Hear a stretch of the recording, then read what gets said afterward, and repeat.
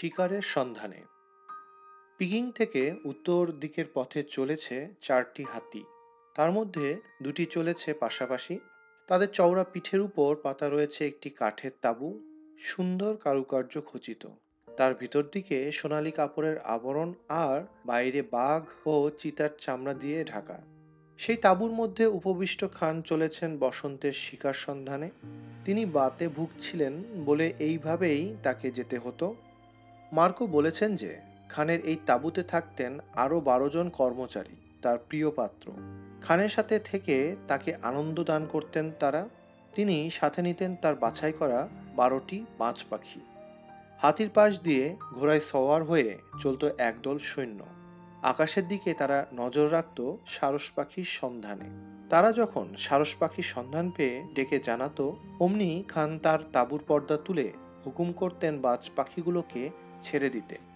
বাজ পাখিরা শোঁ করে উঠে যেত সারস পাখিগুলোকে ছাড়িয়ে। তারপর তারা ছো মারত তাদের উপর।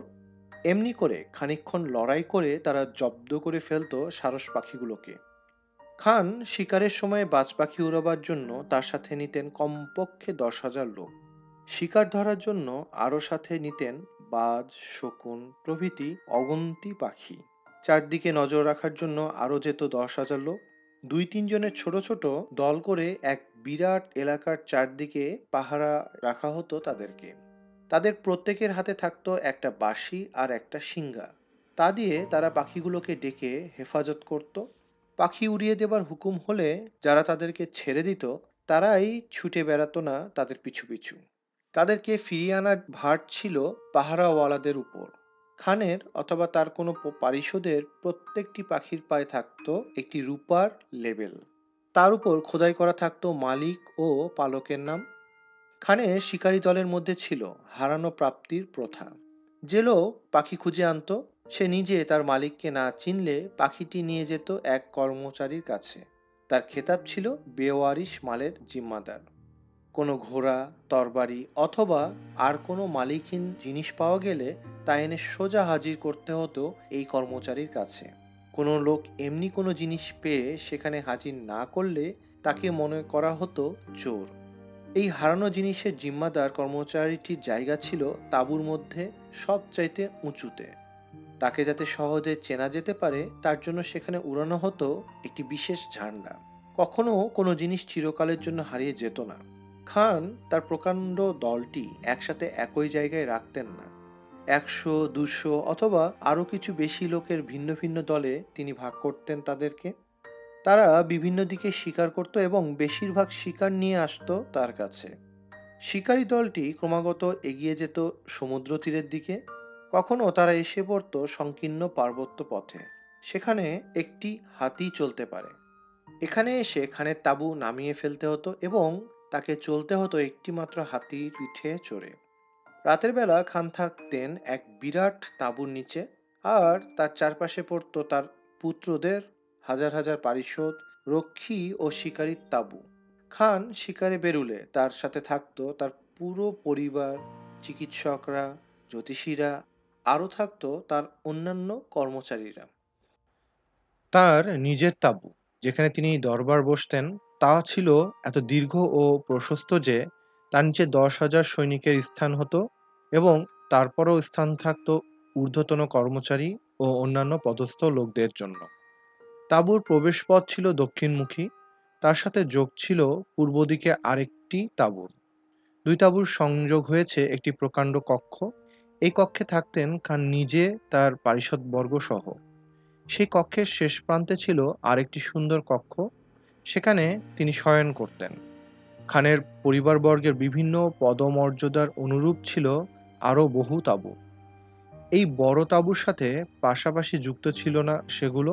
এর প্রত্যেকটি তাঁবু দাঁড়িয়ে থাকতো 3টি কাঠের থামের উপর, আর সে থামগুলো থাকতো সুন্দর কারুকার্য খচিত আর সোনালী রঙে রঞ্জিত। তাঁবুগুলোর বাইরের দিক ঢাকা থাকতো বাঘের চামড়া দিয়ে। সেগুলি থাকতো সাদা, কালো আর লাল রঙে বিচিত্রিত। চামড়াগুলি এমন সুন্দররূপে যুক্ত করা হতো যে তার মধ্যে হাওয়া অথবা বৃষ্টির পানি ঢুকতে পারত না। তাঁবুর ভিতর দিক ঢাকা ছিল বহু দামি লোমওয়ালা বানরের চামড়া দিয়ে।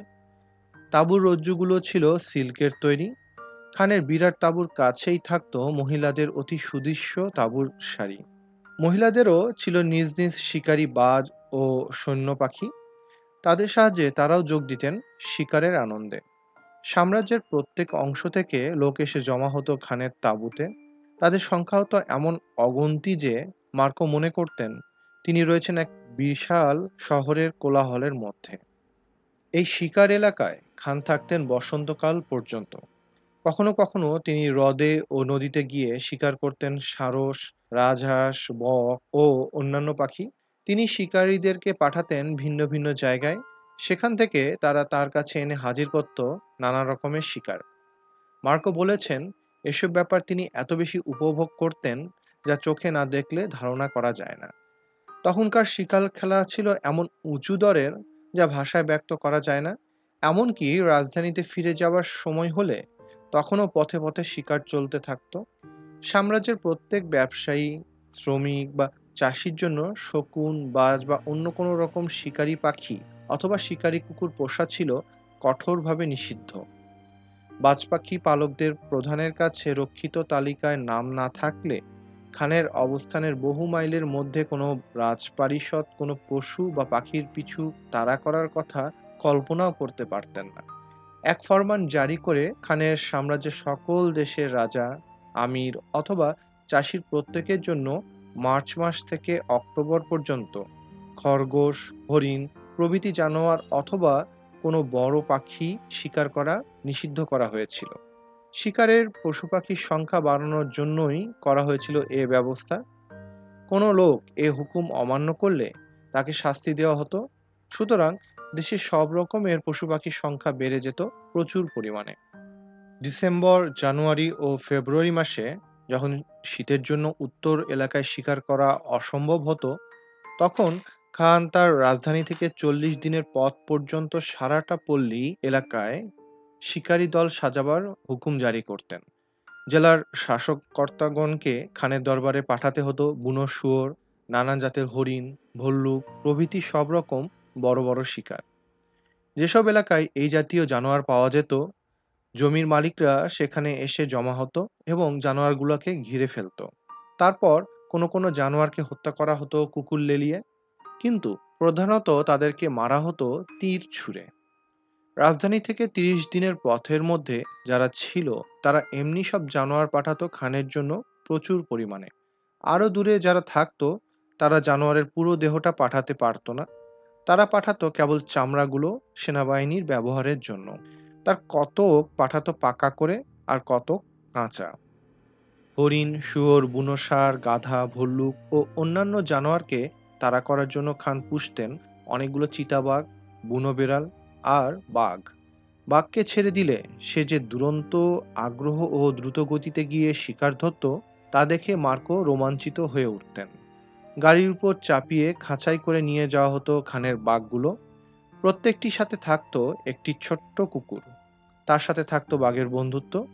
মার্কো লক্ষ্য করতেন যে বাঘগুলোকে ছাড়া হতো হাওয়ার বিপরীত দিক থেকে, যাতে শিকার তাদের ঘ্রাণ না পায়।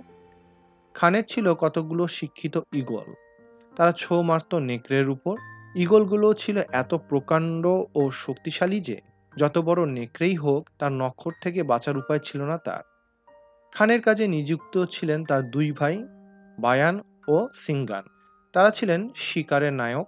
শিকারী কুকুরগুলোর ভার ছিল তাদের উপর।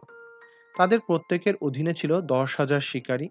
এক ভাইয়ের অধীন শিকারীরা পরত লাল পোশাক, আর অপর ভাইয়ের অধীন লোকগুলো পরত আকাশী নীল পোশাক। তারা শিকারে নামতো 5,000 কুকুর নিয়ে।